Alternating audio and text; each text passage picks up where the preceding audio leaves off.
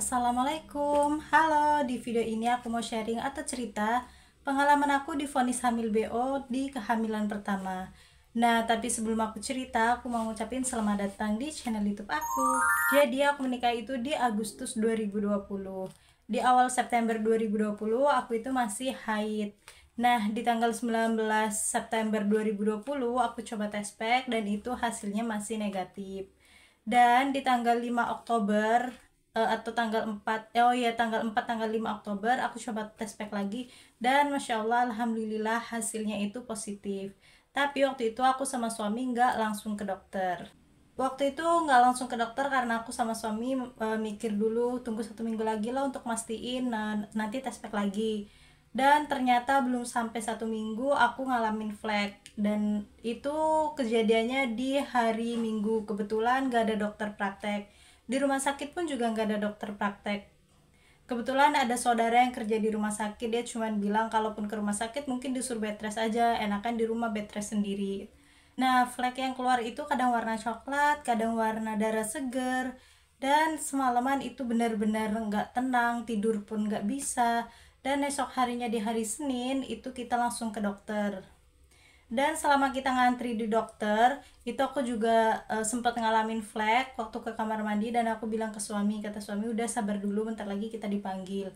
Tapi karena pasiennya cukup banyak, jadi ya agak lumayan lama, jadi udah parno banget, takut kenapa-napa gitu kan. Kemudian giliran kita yang dipanggil. Nah, pas masuk ruangan dokter, dokter langsung bilang, ayo langsung USG aja kita lihat kondisi janinnya. Aku langsung baringkan di tempat USG. Nah, waktu USG dokter bilang, loh ini kok cuma kantong doang.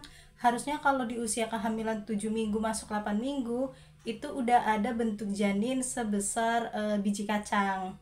Aku dan suami langsung kaget, langsung saling tatap-tatapan, dalam hati mastiin enggak, ini enggak apa-apa. Pasti dokter salah gitu dalam hati aku kan. Terus dokternya bilang lagi, tapi coba kita USG transvaginal, siapa tahu hasilnya salah. Mungkin tadi nggak begitu terdeteksi lewat USG biasa yang lewat perut itu loh. Nah, aku sama suami itu saling menatap dan aku langsung lihat ke suami dan dalam hati ya Allah mudah-mudahan gak ada apa-apa gitu kan. Namanya juga kehamilan pertama pasti kita berharap banget kan. Selama USG transvaginal mataku dan mata suami itu fokus banget ke layar USG-nya itu loh yang kayak TV. Nah di situ dokter bilang, aduh ini kayaknya beneran deh gak ada tanda-tanda janin di rahim kamu.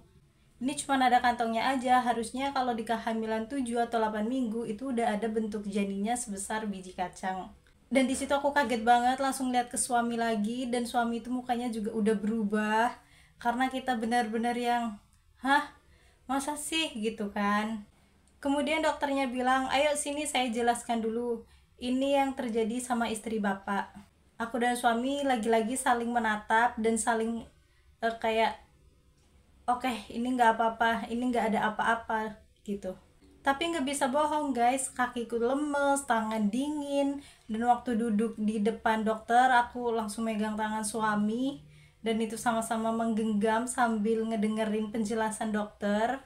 Perasaan itu udah deg-degan banget, udah nggak karuan waktu dokter ngejelasin yang sebenarnya dialamin aku. Kemudian dokternya menjelaskan, jadi gini Pak, istrinya memang hamil tapi ini cuma ada kantong kehamilannya saja. Ibarat padi, tidak semua yang kita tanam atau yang tumbuh pun tidak semuanya bisa menjadi beras. Kalau dalam bahasa medis itu biasanya disebut dengan hamil BO, kalau misalnya dalam bahasa awam itu disebut dengan janin tidak berkembang. Itu di situ kami masih bisa senyum seolah-olah nggak ada apa-apa, padahal ya Allah deg-degan banget, shock, kaget, udah nggak karuan lagi perasaan di dalam hati ini gimana, udah mau nangis tapi aku berusaha nahan. Terus suami nanya, itu kenapa ya dok, kok bisa nggak berkembang? Dokternya pun jawab, jadi memang dari awal itu bibitnya udah nggak bagus, jadi dia tidak mampu berkembang dengan sempurna. Jadi spermanya itu tidak bisa berkembang dengan baik pak. Oh gitu, jadi kita udah kayak ngerti banget, padahal hah, oh ada ya yang begini gitu. Terus suami nanya lagi, itu biasanya disebabkan karena apa ya pak? Oh mungkin waktu berhubungan karena lagi sama-sama capek, atau kondisi badan tidak fit, dan banyak faktor lainnya kayak pola hidup, pola makan. Nah itu semua harus diperbaiki. Dan yang tambah bikin aku kaget, dokternya bilang ini istrinya harus segera kuret pak, kalau misalnya enggak nanti takutnya terjadi apa-apa. Hah? Harus kuret ya dok? Aku tanya kan, sakit nggak dok kalau kuret? Enggak, kuret sekarang nggak kayak zaman dulu, kalau sekarang udah ada alatnya. Kalau zaman dulu iya sakit, kalau sekarang kamu dibius total, nanti bangun-bangun udah selesai, kamu nggak bakal ngerasain apa-apa. Aku tanya lagi, nggak ada pilihan lain dok selain kuret? Kalau mau bagus itu kuret, kalau misalnya kamu mau pakai obat pembersih nanti sakitnya 2 kali. Iya kalau bersih langsung, kalau enggak nanti kamu kuret, jadi double pengerjaannya. Oh gitu. Terus dokternya ngasih surat rujukan dan bilang kalau misalnya kamu mau kuret besok langsung kuret, tapi kalau misalnya kamu masih mau mikir nanti 2-3 hari lagi kamu balik lagi ke sini. Dokter udah selesai menjelaskan, kita keluar ruangan dan sampai parkiran aku udah gak bisa lagi nahan air mata yang dari tadi rasanya udah mau jatuh. Dan sampai parkiran itu tuh aku langsung nangis sejadi-jadinya meluk suami, gak peduli diliatin orang lagi. Dari dokter kita langsung ke rumah kakak dan ngasih tahu kondisinya begini, dan kakak pun ikut shock. Di rumah kakak nggak lama sih, kita langsung pulang karena mau rundingan aku dan suami. Kata suami ya udah besok kita kuret aja, kata dokter tadi lebih cepat lebih baik. Terus kita nelpon orang tua masing-masing, kebetulan orang tua kami itu di luar kota, jarak tempuhnya itu 2-3 jam. Tapi waktu aku ngomong sama ibu aku itu bener-bener udah nggak kuat lagi, langsung nangis. Mama aku nanya ada apa, sambil terseduh-seduh aku cerita dan mama aku pun ikut nangis. Ya udah kalau emang harus kuret ya udah nggak apa-apa kuret, semoga habis kuret nanti nggak lama lagi dikasih kepercayaan lagi sama Allah, dikasih kekuatan gitulah sama mama, sama bapak, sama kakak-kakak. Setelah nelpon orang tua masing-masing, terus suami bilang ya udah nggak apa-apa kita kuret aja besok, tadi kan dokter bilang lebih cepat lebih baik.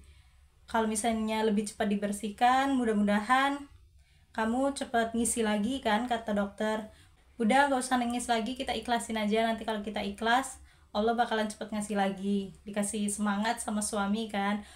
Udah itu aku bilang ya udah kalau gitu besok pagi kita pagi-pagi ke rumah sakit.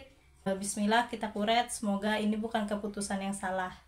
Oh ya, ke dokternya itu tanggal 11 Oktober 2020, ketahuan hamilnya itu di 4 Oktober 2020. Karena waktu itu nggak langsung ke dokter, mau mastiin dulu, tapi nggak taunya keluar flek. Nah, di tanggal 12 Oktober 2020 itu aku kuret. Kita ke rumah sakit jam 6 pagi dianterin kakak. Terus kita melakukan screening segala macam, jam 10 masuk ruang operasi, jam 11 atau jam 12 itu selesai kuret. Nah jam 3 sore itu udah boleh pulang. Oh ya, setelah kuret tadi cuma 10 menit bisa ketemu orang tua. Dan itu pun mohon-mohon banget sama satpamnya untuk ketemu sebentar sama aku. Mana waktu itu lagi covid, jadi orang tua kakak-kakak itu nggak bisa masuk ke ruang rawat inap. Jadi cuman aku sama suami aja bener-bener berdua. Dan itu rasanya sedih banget guys. Hasil kuret dikasih ke kita dan itu benar-benar hasilnya cuma darah aja, tidak ada gumpalan atau segala macam. Waktu itu kita cuman cek di satu dokter aja karena memang udah benar-benar panik. Saran dari aku kalau misalnya kita hamil atau cek kehamilan itu lebih dari satu dokter. Kalau misalnya kehamilan kita ada masalah, jadi kita tahu oh begini, karena kadang dokter A sama dokter B itu hasilnya kan beda. Jadi pelajaran buat kita kalau misalnya hamil itu saran aku jangan cek di satu dokter aja, tapi kalau misalnya hasilnya sama ya udah kita ikhlas aja. Tapi kan kita selalu berdoa berharap semuanya baik-baik aja. Bukan kita nggak percaya sama dokter, tapi teman aku di dokter A dia divonis hamil BO, pas dia pindah ke dokter ternyata kehamilannya baik-baik aja dan alhamdulillah sekarang anaknya udah gede guys. Dan saran juga dari aku kalau misalnya kita udah tahu positif hamil nih, jangan nunda-nunda untuk cek ke dokter. Karena kita nggak tahu ya kondisi kehamilan kita. Kayak aku yang awalnya baik-baik aja tiba-tiba keluar flek. Pokoknya semangat para pejuang 2 garis di luar sana. Jaga pola makan dan jaga pola hidup. Nah segitu dulu sharing dari aku. Teman-teman bisa tulis kolom komentar mau sharing apa lagi. Sampai ketemu di video berikutnya. Bye.